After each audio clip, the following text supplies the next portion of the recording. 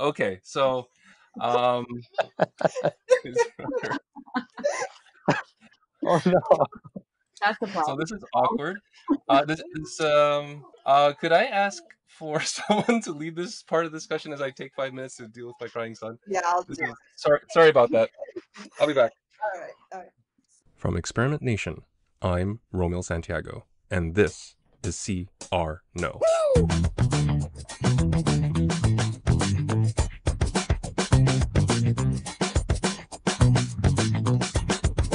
See or No is a series that pulls back the curtain on the conversion rate optimization industry.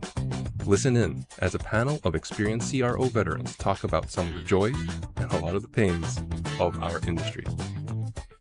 On today's panel, we have Siobhan Solberg from Raise, Shiva Manjanath from Gardner, Kenya Davis from Evolytics, and Eddie Aguilar from Circle Media Labs. Let's listen in.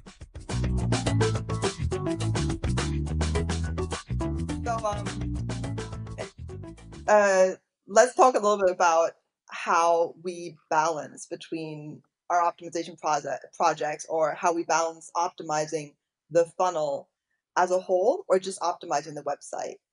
Shiva, why don't you go first? Yeah, I think it's interesting to think about optimizing the website versus the whole funnel, in that sometimes it could be a chicken and egg situation where, at least from my experience, like, well, do you optimize the ad and then have the landing page match the ad? Or do you know the audience that's coming to the website and you create a perfect landing page for them and back into the ad, like to have the ad kind of match that landing page? Or is it both? And I mean, in my experience, I've run tests where we've had a landing page that matches the ad copy exactly, and it's done terribly. And then we have an ad that is completely different than the landing page, and it just, like, conversion rate goes through the roof, and it's just super strange. I mean, I've seen mixed results. I don't know if any of you guys have had any experience with any of that stuff too. Yeah, it looks like Kenya might have. Yes.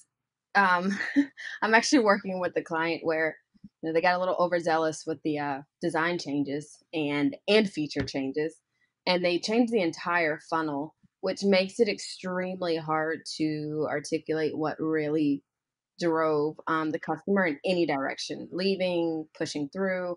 Way too many variables. It's right, and it's just I'm finding that increases with the more exposure to testing. I feel like they do the crawling phase of like, oh, I'm going to start with my first test, and cool, I did everything right. I got my primary KPI, my hypothesis, and then they get excited and they're like, boom, here's 10, 12 changes. Tell me which funnel is better. And I'm like, um, there are times when you need to completely optimize the funnel, but there's still so much that has to go into the research part of that, on where do you start first and identifying the true problem, or even if there is a problem. um, I just find that it's funnel optimization can be a little stressful, and that is a huge investment in terms of time. um, when I hear that, yeah, I just think of like, okay, are you ready to dedicate this full year on optimizing your funnel? Hmm. Yeah, to piggyback off Kenya, that's something I definitely noticed is that you have to basically research to see where the problem is and if it's the website or the funnel. Um, and that's where you end up starting. Especially if the client comes to you and asks you, "Oh, I'm having issues converting. Can you see what's going on?" And you start researching and you notice it's probably the ads are just not converting, then you're basically looking to start there and try to push those users into the website, and then you can possibly start on the website. One thing I've noticed, or I've done, is I've had clients where they're spending so much money on all these different channels when they can solely focus on their best converting channels and be optimizing inside of those, rather than all of these different types of channels where they're really just spreading their time and efforts too thinly. And that's usually the case that I run into, and that I always just try to start wherever there's like a leak in their process. Yeah, I feel like a lot of people come to you initially, right? And they want you to optimize their website. And then as you're working through all the research and analyzing everything, you start realizing that there's a bigger problem. And it's just sometimes I struggle with this concept of where do I stop? And because yes, I'm supposed to be optimizing their website, but I feel like I can only do so much on the website if, let's say, the journey of the user of the customer hasn't been optimized or just hasn't been addressed properly. I think a lot of it just comes because I come from like I've done a lot of conversion copywriting, and when you write any kind of a landing page or anything, you're always looking at these kind of stages of awareness, and you really try to present a problem, you agitate it, all these kind of things. And when I look at it that way, and then I apply this to the whole funnel, I start thinking that it's really important to optimize the funnel as a whole because if the ad is making a user aware, then how do I address the landing page to address that? Like, taking it past this concept of message matching, let's say, but where in the journey is the user? And I feel that if I was just optimizing, let's say, the website or the landing page, I would address it one way. Whereas if I look at the whole funnel and I really start looking at those stages of awareness and where is the user within that journey, or how many ads have they seen, and I can optimize the website itself better. So for me, they're blurred lines, and for most of my clients, I end up doing I I optimize the website and I advise on the rest. Meaning, I work with the other teams to make sure that we're in line, and we have one kind of cohesive strategy for the whole funnel. But that each of us is in charge of optimizing on our own, but we're very aware of what the others are doing. And this is kind of how we are trying to not get overwhelmed, like Kenya says. Like, I really don't want to spend a whole year optimizing someone's funnel. Yeah, and I was gonna So say, like, on that point, when you think about the users coming to the site, it's like it can be difficult if things that are maybe out of this quote unquote CRO's control, which is like traffic quality and volume and other things like that. That might be difficult to optimize performance when the users coming to your site are inherently just not the highest quality traffic. I mean, you can have the best website with the most streamlined conversion funnels, but if the traffic bluntly, if the traffic sucks, it may not matter how good your website is. But kind of to that same point, when you have a large bucket of traffic coming to your site with kind of a single experience, I've had a lot of success with trying to like segment out the behaviors that users are taking and putting them on unique paths as much as you can. And obviously that's a very big lift, but like it's kind of in the personalization vein, but like if you know that a user or you can target users that you know aren't ready to convert, you try and give them a unique type of experience, which is maybe education focused. Maybe it's more in the like learn more about the brand path. Maybe that's a little bit more there versus users who you know are ready to convert. You kick them off to like a streamlined conversion path. Like, and that's like something you could look at your email list and say, all right, well, these are the users that have bought frequently from us. So you build an experience for those users, which is streamlined for what they're looking for versus maybe a new email subscriber. They're not necessarily ready to convert. Maybe you need to focus more on value prop or other things like that. This is Romo Santiago from Experiment Nation. Every week, we share interviews with and conference sessions by our favorite conversion rate optimizers from around the world. So if you like this video, smash that like button and consider subscribing. It helps us a bunch. Now back to the episode. yeah, I agree. And I have to say on this one, I actually make people self-segment within an opt-in email for this exact purpose because then I start my segmentation quite early.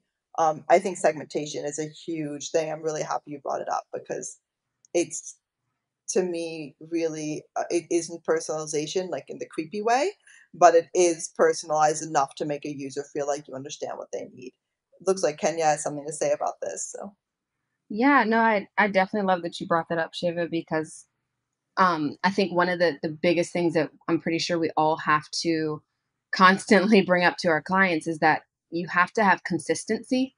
If you're doing any funnel optimization or any segmentation, like if you can identify those people who are coming in, they're just researchers or those that are ready to convert, um, making sure that the entire process to getting to conversion is at least in a like the same messaging, the same coloring, the same pathing, or the same pages. Like that has to be a part of the whole process, and then you kind of fall out of that typical A/B testing and very strict experimentation methodology. You start running into like, there are a lot of variables changing, but if you are testing against like an entire experience on the funnel according to a segment, it does actually, bring it back to a more narrowed focus.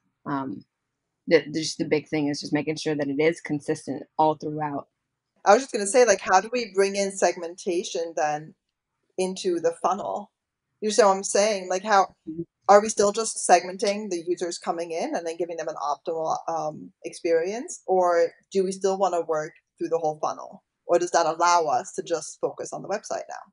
In my opinion, that depends on the sample size that you have in those segments at that point, because I've seen segments where they only have like 100 people, and I don't think you can really optimize for just the specific 100 people unless you start getting to like personalization at this point. Um, and that's a whole different topic. Well, one of the underrated things about creating segments like that is, uh, technically there is lower traffic volume, but oftentimes what you'll see is a lot of traffic performing in the same way will yield that statistical significance quicker. Like, let's say you're trying to optimize desktop versus mobile. As you know, as we're all aware, mobile generally is more research focused, and desktop's more conversion focused. So if you're trying to say optimize the whole experience on desktop and mobile at the same time, you're going to see a mishmash versus you'll see consistent behavior generally on mobile users versus desktop. So that's an example of like segments where when they start to perform very, very similarly, then you start to see that statistical significance is actually a lot easier to accomplish when you have a consistent source of traffic that performs very similar. To be fair, 100 sessions is not going to be, you know, easy to optimize in any vein, but as you start thinking about like these segments maybe a little bit bigger than that, as long as they start to get more and more consistency and you start to target a unique set of users, it's actually easier to reach statistical significance from my experience. So I guess it's just a stronger signal that you're trying to detect. And yeah, I'm back. Sorry. It's like that's different. Anyway, sorry, I interrupted Tom. Yeah, that's I was gonna say that's something I've generally done, and especially when I've worked with like predictive models, trying to optimize for specific segments. We just kind of we'll mix a few segments just because, like you said, it's the users are working basically doing the same thing across those segments. So we just mix them in together in order to reach that stat sig much quicker. Yeah, but I don't know. I think segmentation, now that we've kind of ended up on this, it's essential nowadays. Um, Even if it's a segmentation mobile desktop, it's a given. But even users' behaviors coming from different ads, people are optimizing their landing pages based on where people are coming from. It's essential. But obviously, Shiva's pointed this out now that yes, we have a lot less outliers, let's say, so statistical significance can be reached quicker with less traffic, but you still need the luxury to have that traffic. So, the biggest Agreed. segments tend to be, devices. Um, Yeah, it's one of Yeah, the unless things you're that lucky. I was just gonna say, I don't know if you guys see this often, but like kind of like the previous conversation about best practices, but I'm so sick of people writing articles telling us that desktop users are more likely to convert and mobile users are more likely to be in research, and articles that are telling us that you have to have a mobile optimized website. I'm still seeing these articles and I'm so sick of it. Especially now, I feel like suddenly COVID hit, everyone's at home, and Yeah. guess what? Mobile is not as important right now. It's still being done for research and stuff, but I'm noticing, especially in ecom, where I used to get, really 90% was mobile, and now it's dropping to like 60. And it's just because people are at home. they're using their laptop. It's more comfortable. And then these articles are so, again, they're best practices, right? They're so general. And it's just like this generality of it. It's just nothing is general. You have clients who are at 90% mobile, and you have clients. I got to shocker the other day when I looked at it. I looked at it and it said 40% was mobile. I was in shock. When do you see an e-commerce site where only 40% is a mobile device? You know, it's really client dependent also. 100%. Those articles, forget it. Yeah. I just think if someone's writing an article and they're telling me I should have a mobile optimized website, I immediately discredit the person, because if you don't have a mobile optimized website in 2020, what are you doing with your program? By the way, I'm 100% writing that article just to cheese you off. I would expect nothing less from you. Yeah. But there are people who don't have mobile optimized websites, you know.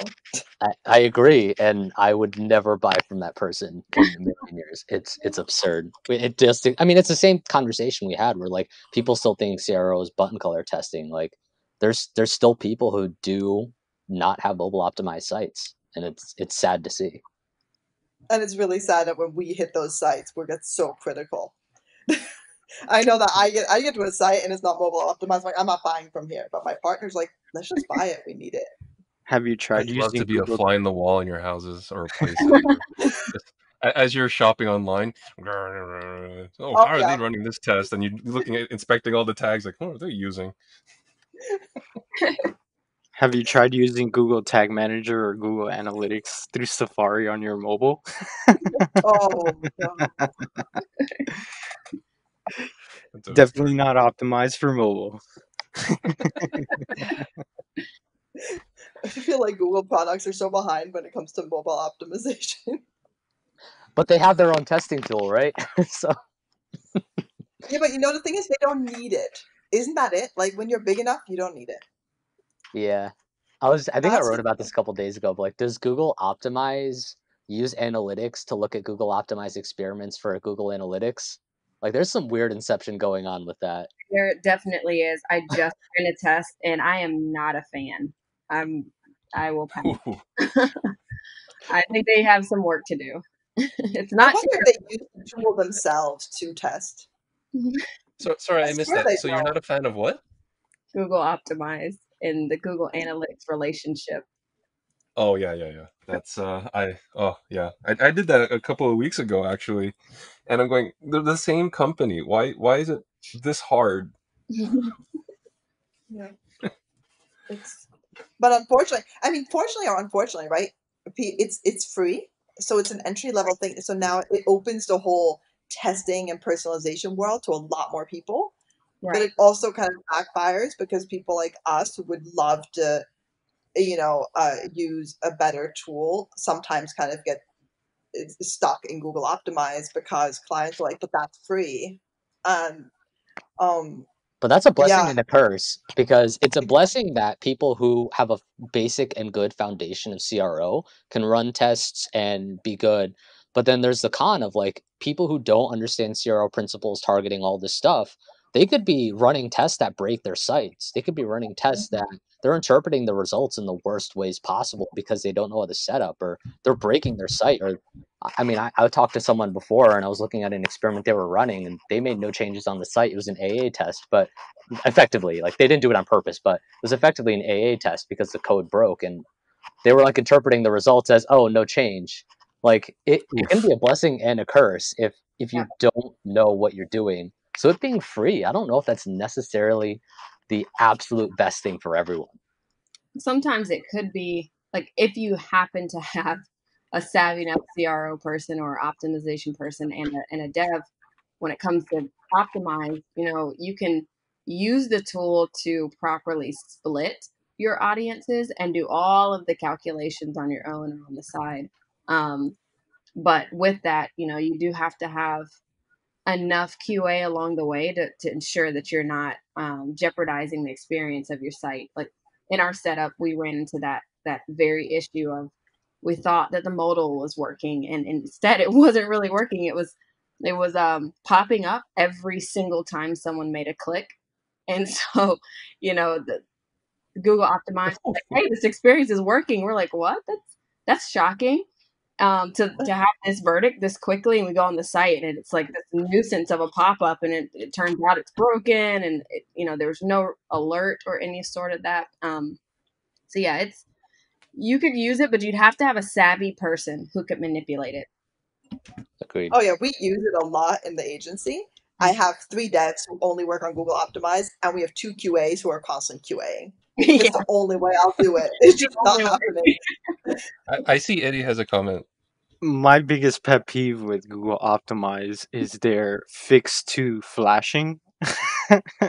Let's just add a big white page a Oh few yeah, seconds before it flashes. Like, but you could okay, change the delay. You can make it shorter or longer.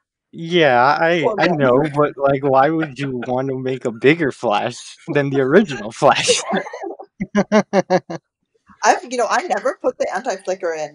I feel like the anti-flicker causes a worse user experience than any test that just flicks a second could. Yes. That's interesting. What do you folks think about the anti-flicker tags? I know this is way off the original topic, but um, like there's this real obsession about putting it in, ensuring the site doesn't flicker. Do you think it matters? I think it matters if you put it in. I think it seriously 2 seconds sometimes just hiding it, and it'll get stuck. I've seen it. It gets stuck if it can't load something on the back end, and you're making the experience so bad by just hiding the page from the user. Whereas most of the time you can open the page and the user doesn't even notice that you just switched to test. Like like Simo, for example, I know is on board with this one. I was just reading an article of his few years, like a year ago, about this, and back then I wasn't sure, and I started doing research, and I started like looking at the experience of tests. It's horrible. I'm talking about the Google optimized anti-flicker. I'm sure there are testing tools have a good kind of non-flicker concept, but I don't know. I feel like every time I QA a test or look at a test, it yeah, I think that delaying the page for the user is probably the worst scenario. Yeah, I kind of agree with what Siobhan's saying. I generally think it just depends on the test. Ideally, if you can, with the tests that are above the fold and you're doing something above the fold which could cause a flicker, as much as you can, try and run it server side or try and minimize the amount of code being executed. That's where I generally just try and prioritize the test with the devs to run it server side versus client side. But if you do have to go with the flicker, I've similarly had some weird issues with Optimize with the anti-flicker tag that I just turn it off and optimize the heck out of the code for it to run in the fastest and most efficient way possible. Exactly. Let's see. Yeah, so we're at time.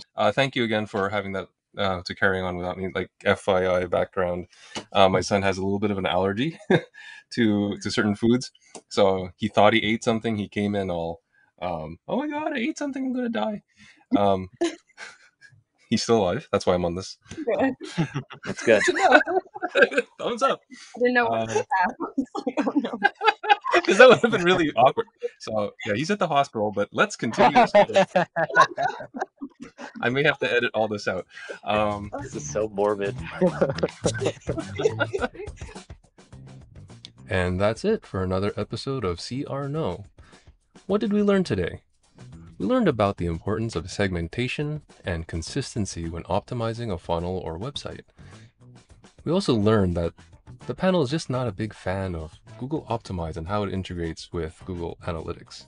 If you've enjoyed this episode and you think we deserve it, please consider subscribing. Until next time.